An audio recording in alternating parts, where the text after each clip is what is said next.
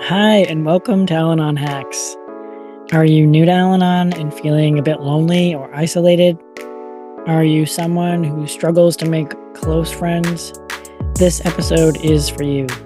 I will share 3 simple techniques that help me find connection and friendship in Al-Anon, and hopefully they'll help you too. Hey friends, welcome back to Al-Anon Recovery Hacks, where we break down recovery into practical everyday tools. If you're ready for more serenity and less chaos, you're in the right place. Before we dive in, just a quick note, I'm not a spokesperson for Al-Anon or any other 12-step group. Everything I share here is based on my own personal experience, strength, and hope. Take what you like and leave the rest.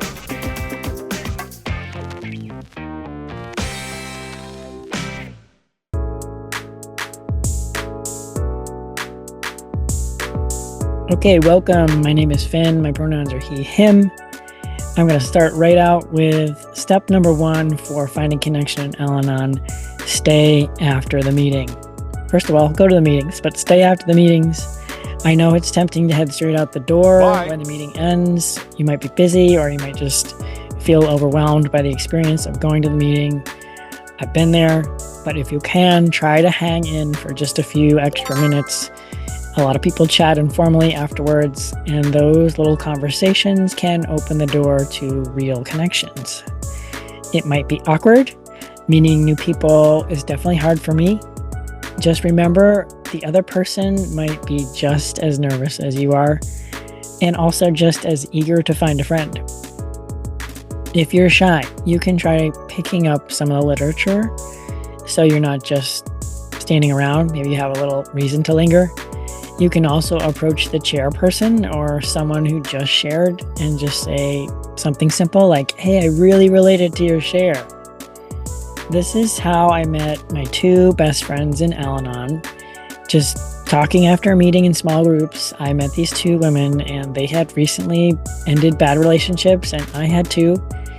And we talked, and then something amazing happened. They suggested we go out for dinner after the meeting. And I was so relieved and so excited to go. At dinner, I got to know these 2 people, and we commiserated, and it felt just so good to share my pain. And after that, we would greet each other at the meetings warmly, and we'd talk afterwards. And then gradually, we would do more things outside of the meetings together, and we kept in touch on the phone. And today, 11 years into Al-Anon, these are 2 of the most dear people in my entire life, and I'm so glad I stayed after the meeting to talk. Step 2 to connection in Al-Anon, get phone numbers. Maybe you leave the meeting right away, but you got the phone list. Now it's time to use it. This can feel pretty awkward at first. Cold calling is not my strength, but in Al-Anon, sharing phone numbers is a normal part of how we support one another.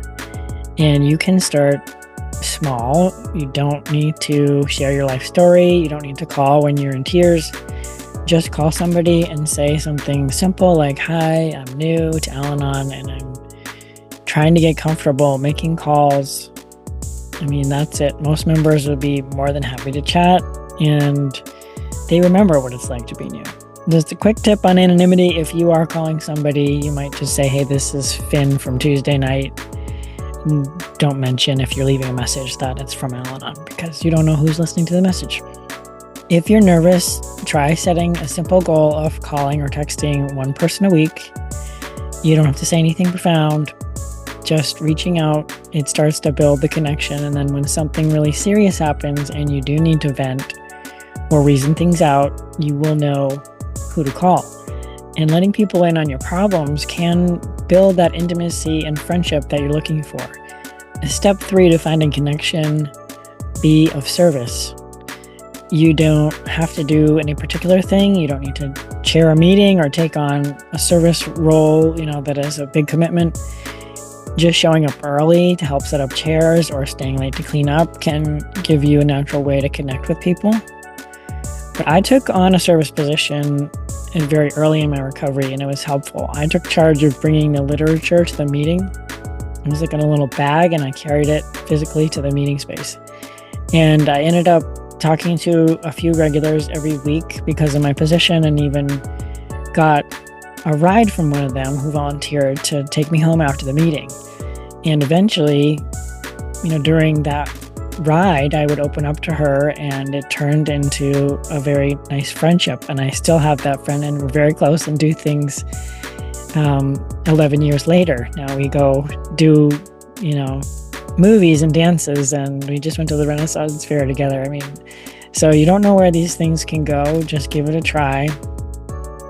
Being a service can help you feel part of a group and develop a home group instead of just being like a transient visitor. People are going to learn your name, and they're going to greet you when you come into the meeting.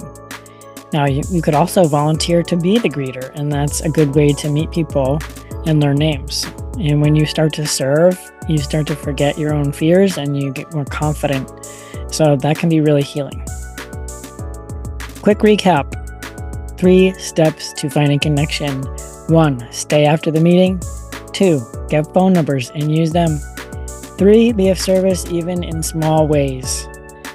Making friends in Al-Anon is not going to happen overnight, but it will happen. And people who understand what you're going through and what you're dealing with alcoholism, they're not going to judge, and they will show up for you as they get to know you. So if you're feeling awkward, just keep coming back. Trust that this takes time, but you can do this. And if you have other suggestions for how to make friends in the program, feel free to share one in the comments. If you're new, just keep coming back. I'm so glad you're here. Take care, and I'll see you on the next video. Thanks for being here. If today's hack helped, give it a thumbs up and share it with someone who might need it. Don't forget to subscribe for more tools for the journey. And remember, we can't change them, but we can change how we show up. See you next time.